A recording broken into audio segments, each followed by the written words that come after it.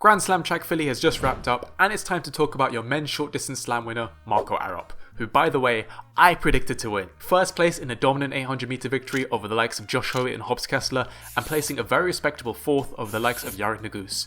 We're going to be breaking down both the 800 meter and 1500 meter, see how Kerr was able to pull off another win after his upset in Miami, and discuss the implications of Arop's 800. We will first start off with the 1500 meter, the much less predictable event. I had picked Josh Kerr for the win in this event due to his form returning in Miami. I was also banking on this race still being tactical based on the previous two slams and the fact that this would be run after a tough 800 meter, and therefore people would be on tired legs and less willing to set a fast tempo.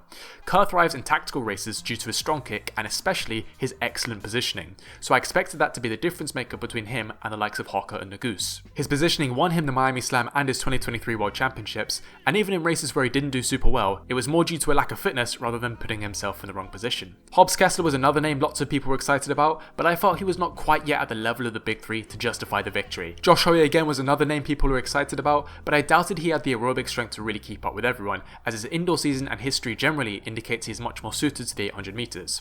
The race started off in strange fashion though, with Marco Arop of all people starting off hot. Of course, as an 800 meter runner, he would be relying on a fast kick from a slow race, so to see him striking out from the beginning was surprising to see. The pack forms with Hoey, Giles and Kessler sitting behind the Canadian and the big three, Kerr, Nuguse and Hocker, sitting out of trouble right at the back. Once we get through the first 300 meters, Hocker takes the initiative like he did in Kingston and strides out to keep the pace hot. Again, a weird move to me given that Hocker is known for his sit and kick abilities and a strong pace isn't going to be in his best interest. They go through a first lap in a hot 56.5, which is on track for a high 3:31 pace. Pretty decent for an unpaced 1500. That said, the race does slow down quickly with the field bunching. The second lap, that is 300 meters to 700 meters, was run in a much slower 58 seconds. Kerr has moved up into his favoured striking position, sticking close to the two leaders. Hocker is still in the pole position with Nuguse pressing him slightly down the back straight. However, he maintains his lead going into the last 500 meters right until the last lap. Just before they hit the bell, Josh Kerr comes round aggressively and Hocker cedes the lead to him. Nuguse is poised to strike with Arop and Kerr right behind him. Notice here though, Hocker makes the same mistake that he did in Kingston and Miami and lets himself get boxed in with only one lap to go.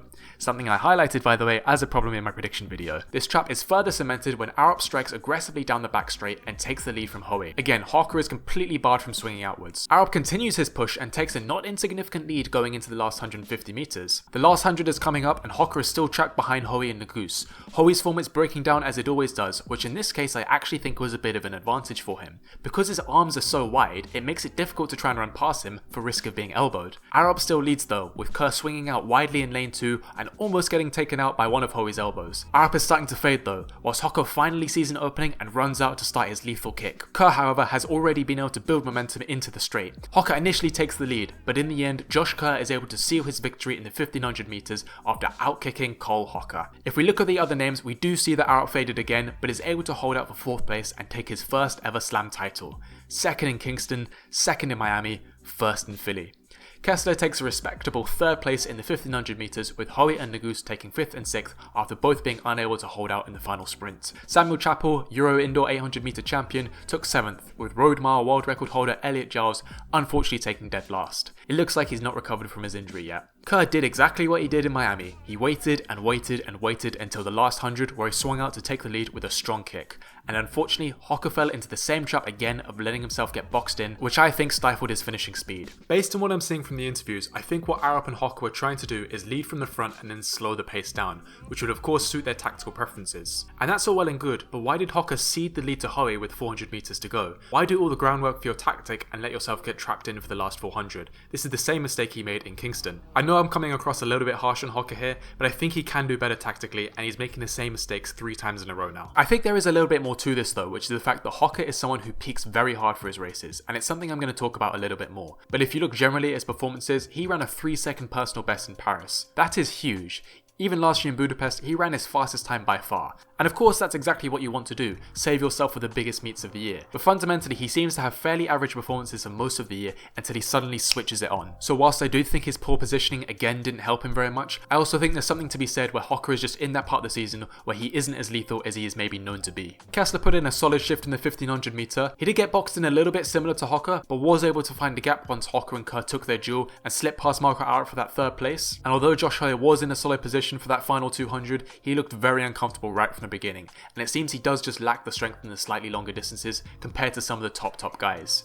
Although his indoor season was stellar, his 1500 meter was only a 3:33, which isn't anything groundbreaking at this point. Although of course it is still a very solid time, especially indoors. Now let's take a quick look at the 800 meter. Although it is the usual story of Marco Arop front running to victory. We did see him of course slightly hold off in the first 100 meters though, and he said afterwards in interviews that this was to test the waters with Josh Kerr. Kerr of course is also known for front running his races, and was easily Arop's biggest challenge going into this run, as last season he ran the second fastest indoor 800 meters of all time and claimed the world indoor title in the 800. Once Arop however realised that Kerr was not going to take the lead, he upped the tempo and held pole position. Whenever Kerr would try and press him for the lead, he would respond quickly, forcing him to run the outside. In the last lap, Arop strided away, building his lead and finished with a strong 1:43.38 run with negative splits mind you. He clearly had much more left in the tank and put to rest any doubt in the 800. His 1500 meter still needs a little bit of work, as he did fade again. Prior to this race, Arop discussed his need to be patient multiple times, and he said that he'd learned from his early move in Miami, so when he went out with 250 to go, I was wondering, is he going to win the whole meet? Is he going to get the 24 points? But despite fading, he must have known that since Kerr came 5th and Kerr came 6th in the 800 meter, he would win the slam as long as he placed 4th.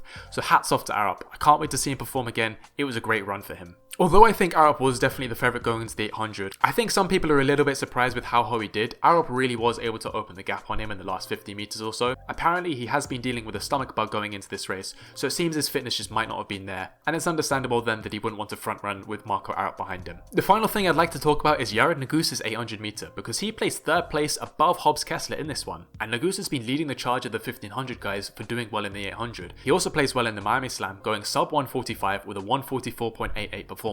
Now this point is going to be very speculative, so take this with a pinch of salt, but I do wonder if Nuguse's newfound ability in the 800 meter isn't necessarily because he's super talented at it, but because he's been focusing his training a bit more in the 800 meter than say Kerr and Kerr have. It's difficult to tell with these sorts of things, but you would expect Kerr to be one of the better 800 runners given he has that raw speed. Same with Josh Kerr, and whilst Nuguse's kick is definitely nothing to be scoffed at, I think it's a more result of him being really strong in the 1500 meters and therefore having a bit more energy in the average racer toward the end. So it's not that he can drop a kick because he's super fast, it's that he can drop a kick because he's slightly less tired than everyone else. And in the Track All Access videos, his coaches specifically talked about modifying his training slightly to include a bit more 800 work.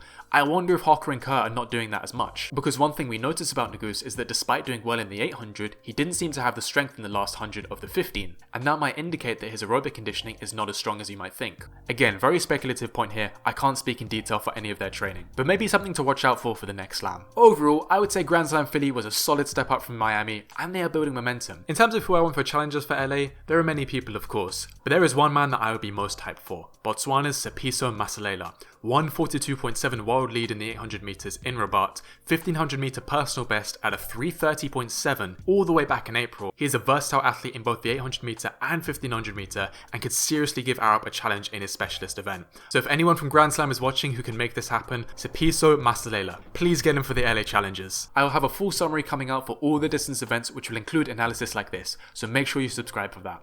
I will also discuss them permanently axing the 5k from the events list and how they can quote fix the long distance events in Grand Slam track.